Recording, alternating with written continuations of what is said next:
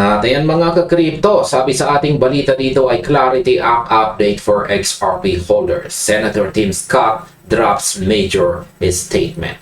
Yan, balitang Clarity Act na naman po tayo sa video na ito. Habang papalapit ang takdang araw para sa August recess deadline sa Washington, ang buong crypto community po ay nakatutok ngayon sa isang napakahalagang panukalang batas. At yan po ay walang iba kundi ang Clarity Act. Matapos po ang mahigit isang taon ng mga masalimuot na negosasyon at pag-uusap, ang pag-asa ng mga market participants ay muling nabuhay dahil po sa mga bagong kaganapan na ibinahagi kamakailan. At para lalo nating maintindihan ang bigat ng sitwasyong ito, meron po tayong balita dito mula kay Times Tabloid kung saan ay naglalaman po ng pinakabagong pahayag mula kay Senator Tim Scott na talagang nagpauga sa buong market. Kaya sa video na ito ay pag-uusapan po natin ang mga detalye kung bakit napakahalaga ng pahayag na ito para sa kinabukasan ng ating mga hawak o holdings na asset. Kaya simulan po natin sa kung bakit ba sigurado itong si Senator Tim Scott na may vote or boto na. Sa isa pong panayam sa programa ni Maria Bartimaoro sa Fox Business News, ayan po siya, si Maria Bartimaoro, si Senator Tim Scott naman, ay ito naman, at siya ay nagbigay ng isang napakatapang na kumpiyansang pahayag tungkol po sa timeline ng batas na ito. Ayon sa kanya, walang duda na magkakaroon ng unang botohan bago pa man lisanin ng Senado ang Washington. Malinaw niyang sinabi na hawak ng Senate leadership ang kapangyarihan para i-schedule ang botohan na ito at walang anumang balakid sa proseso ang makapipigil dito bago opisyal na magsimula ang recess.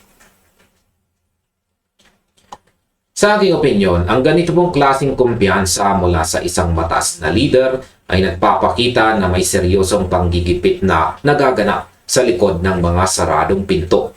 Kung susuriin po natin ang mga pahayag ni Scott, sinabi rin niya na posibleng mas matagal silang manatili sa sesyon kaysa sa inaasahan ng marami. Binanggit niya ang consumer protection at ang American innovation bilang mga pangunahing dahilan kung bakit hindi na dapat ipagpaliban pa ang batas na ito. Kaya sa aking pananaw, ang ganitong klaseng urgency ay madalas na sinyales na may malakas na political backing na binubuo ngayon. Hindi po sila maglalabas ng ganitong pahayag kung wala silang nakikitang sapat na bilang para ipilit ang botohan bago sumapit ang deadline. Ngayon ay paano ba binubuo ang Republican unity sa Senado? Ipinunto rin ni Scott ang mabilis na pagkakaisa ng mga miyembro ng partido ng Republican pagdating po sa panukalang ito.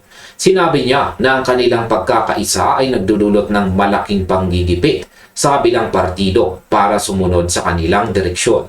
Sa kasalukuyan, ang Clarity Act ay nangangailangan po ng 60 na boto para tuluyang maipasa sa Senado.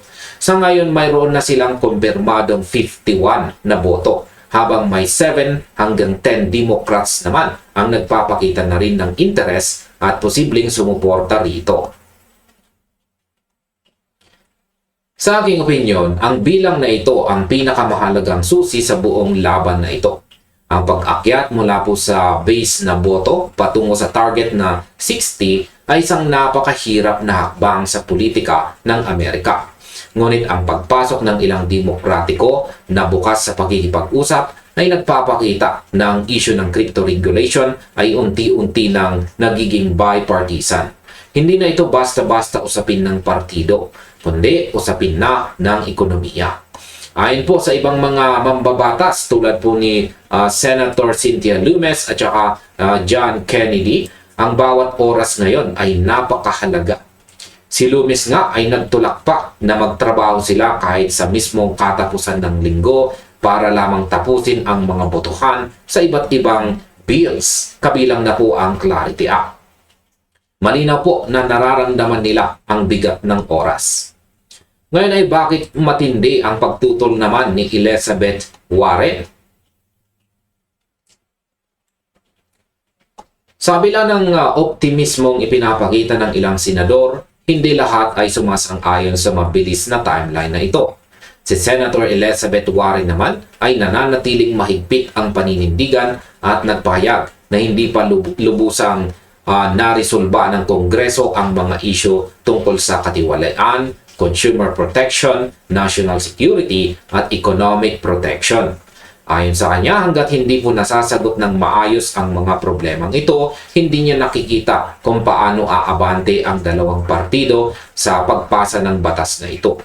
Dahil dito, may ilang mga observers na nagpapahiwatig na ang botohan ay posibleng mauwi sa buwan ng September o mas huli pa. Sa aking opinyon, ang posisyon po ni Warren ay isang klasikong halimbawa ng political roadblock na madalas po nating makita sa mga ganitong uri ng legislation.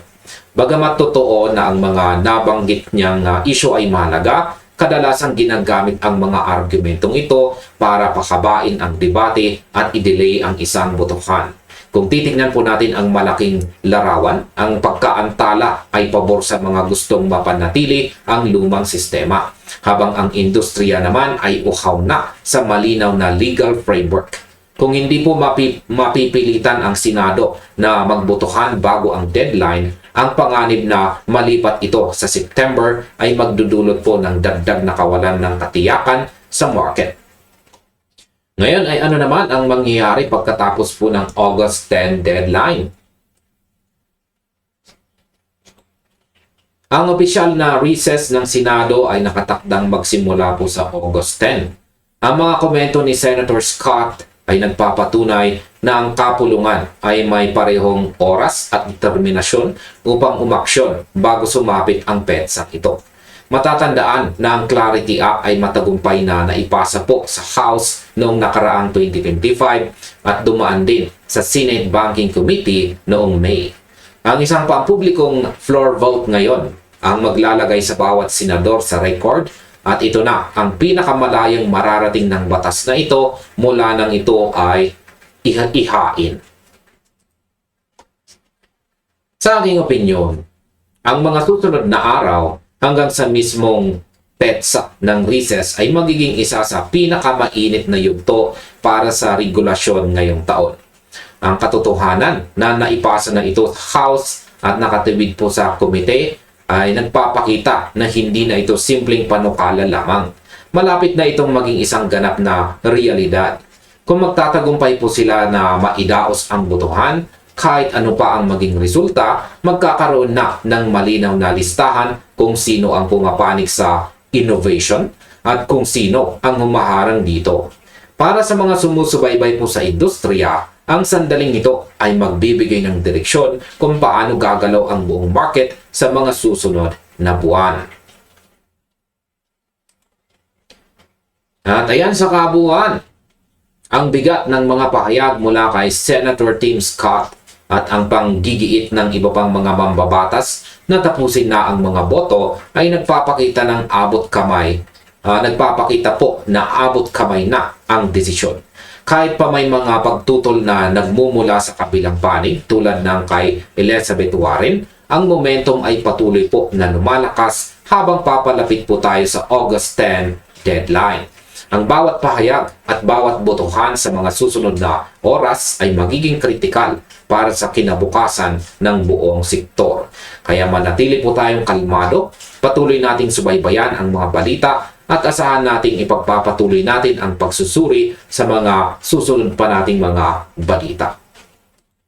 At ayan mga kagrito, hanggang dito na lamang po tayo sa video na ito. Maraming salamat sa inyong panonood. Maaaring panoorin na rin po ninyo sunod ang recommended video natin dito.